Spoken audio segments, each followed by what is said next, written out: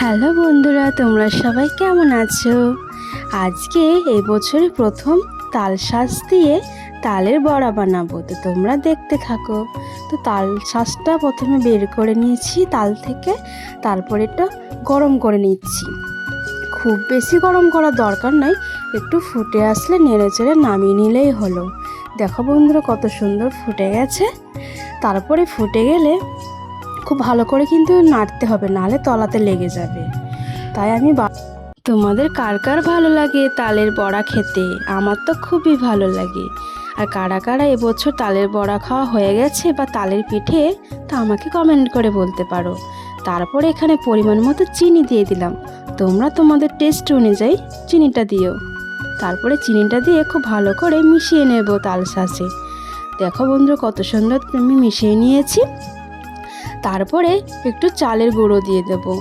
চালের গুঁড়োটা খুব ভালো করে মাখিয়ে নেব। দেখো কত সুন্দর করে মাখিয়ে নিচ্ছি। এটা খুব ভালো করে মাখা হয়ে গেলে তারপরে একটু আটা দিয়ে দেব, মানে গমের আটা। এই আটাটা দিলে পুরোটা খুব সফট হবে, খেতে খুব ভালোও লাগবে। তারপরে আমি একটু এলাচ আর মৌরি গুঁড়ো দিয়ে দিয়েছিলাম, সেটা বন্ধুরা দেখানো হয়নি।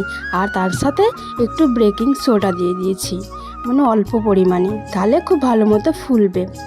এবার হাত দিয়ে খুব সময় নিয়ে এটাকে ফেটিয়ে নেব। ফেটানো হয়ে গেলে এদিকে আমি কড়াইতে তেল দিয়ে দিয়েছি। তেলটা খুব ভালো করে ফুটে আসলে একে একে সব তালের বড়াগুলো ভেজে নেব। বন্ধুরা, আজকে আমার গলাটা খুব একটা ভালো না, দুদিন আগে বৃষ্টিতে ভিজে গেছিলাম, তারপরে প্রচুর গলা ব্যথা হয়েছে, জ্বরও এসছে। দেখো বন্ধুরা, কত সুন্দর লাল লাল হয়ে গেছে তালের বড়াগুলো, খুবই ভালো লাগছে, একদম টেস্টি হয়েছে। তারপরে বাকিগুলোও ভেজে নিচ্ছি।